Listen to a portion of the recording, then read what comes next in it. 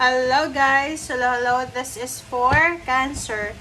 Cancer, welcome dito sa aking channel, Kapalaran 888 guys. Ang laki nito guys na baraha. So, bear with me. Okay, please comment down below if you resonated guys. And kung may mga gusto ko yung sabihin sa akin, comment na lang. Okay. Cancer. This is the weekly tarot reading para sa inyong lahat. So, makinig kayo guys ha.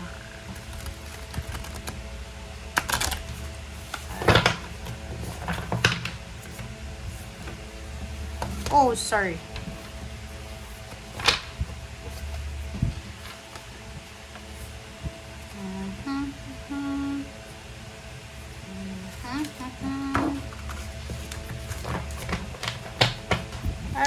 Alright, Cancer.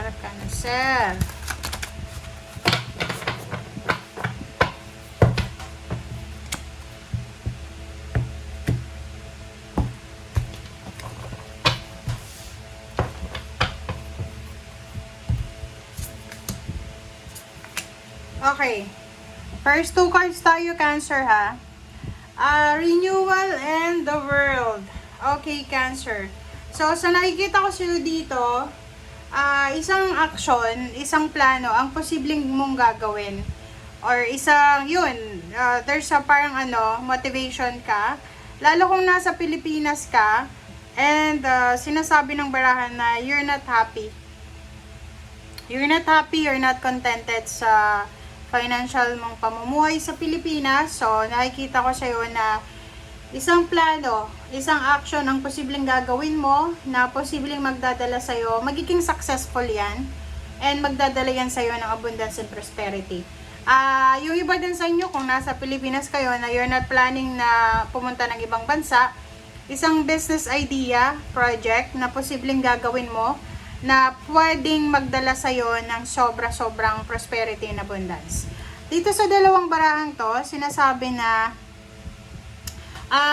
bagong direksyon. Halimbawa, nasa ibang bansa na kayo. Posibleng mas mayroon pang ibang bansa kayo na pinapangarap. So, sa nakikita ko, pwedeng mag-a-apply kayo ng visa, magmamigrate kayo sa ibang bansa. Bagong direksyon yan. So, bagong purpose sa buhay. And nakikita ko na sobrang motivated ka. Motivation, focus, inspiration yung nakikita ko sa baraha mo. Sinasabi ng baraha sa'yo na kung ano man daw itong gagawin mo ngayon or ano man itong pinaplano mo ngayon, ito ay talagang siguradong magdadala sa'yo ng napakalaking tagumpay, accomplishment, and spiritual enlightenment. And sinasabi ng baraha na you are free kung ano man ang gusto mong gawin. Okay? Be proud of yourself. Alright, Cancer.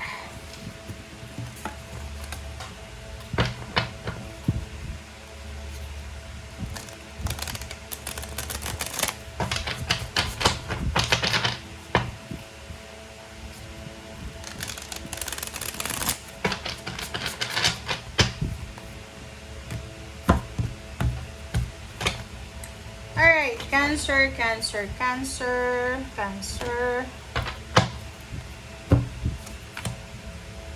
Okay, no. Pag-iingat kayo, Cancer ha. You need to be careful. Kasi, there's a wheel of fortune here and there's the world. So, may mga plano talaga kayo. You're planning for the change and transformation ng buhay mo. Yun. Relocation, travel, movement. Ang nakikita natin dito, pwedeng sa Pilipinas lang or sa ibang bansa. Or kung OFW ka na or nag-migrate ka na sa isang bansa, mas may pangarap ka pa eh. Gusto mo pang pumunta sa ibang bansa, libutin ng buong mundo. Kaso lang, kung ano man daw ng mga pinaplano mo sa ngayon, especially this week, Cancer, wag mong ipagsabi, wag mong i-broadcast.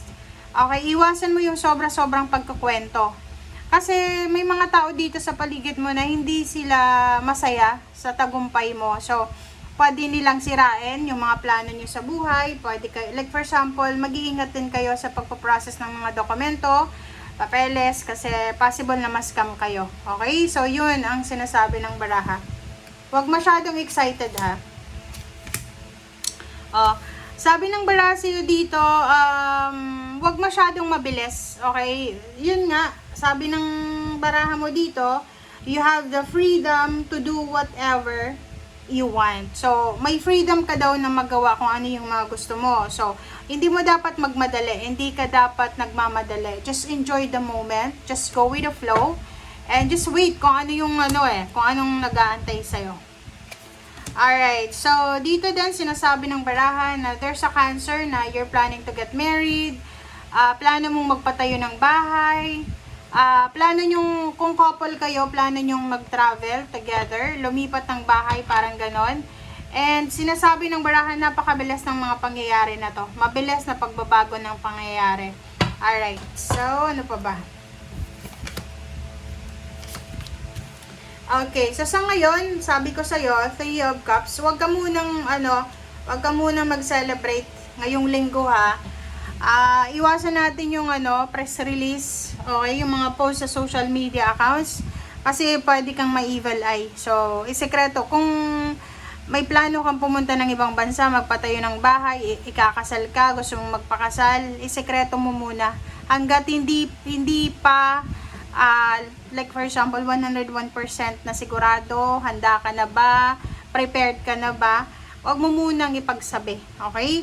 Sabi ng baraha dito, alimbawa yung iba, like, nag-apply ka papuntang ibang bansa, tapos, nagsasign ka na ng contract, you're waiting for the visa, huwag mo munang ipagsabi, huwag ka munang mag-despedida party hanggat hindi pa sinasabi kung kailan yung flight mo.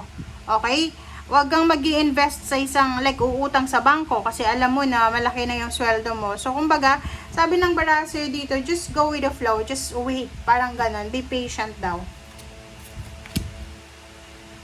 Okay, Strength card. Yung relationship mo, wala kang dapat na problemahin sa linggong ito. Stronger, going stronger, level up yung relationship mo. So, wala kang dapat na problemahin sa love life. Decision making. Wow! So, yun. This is a confirmation para sa mga Cancer na sinasabi na nakapag-desisyon ka na. This week, nakapag-desisyon ka na magpo-focus ka na para sa yung future.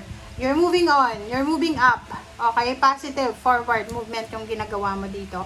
Isang napaka-importante, napakalaking desisyon na posibleng gagawin mo. Yun nga sabi dyan sa nauna.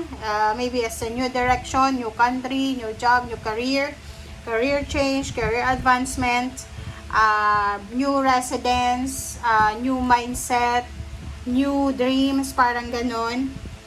New accomplishment or whatsoever man. So, sinasabi ng baraha sa'yo dito, ihanda natin ang sarili natin, Cancer, para sa mga paparating sa buhay mo. Okay, thank you guys for watching.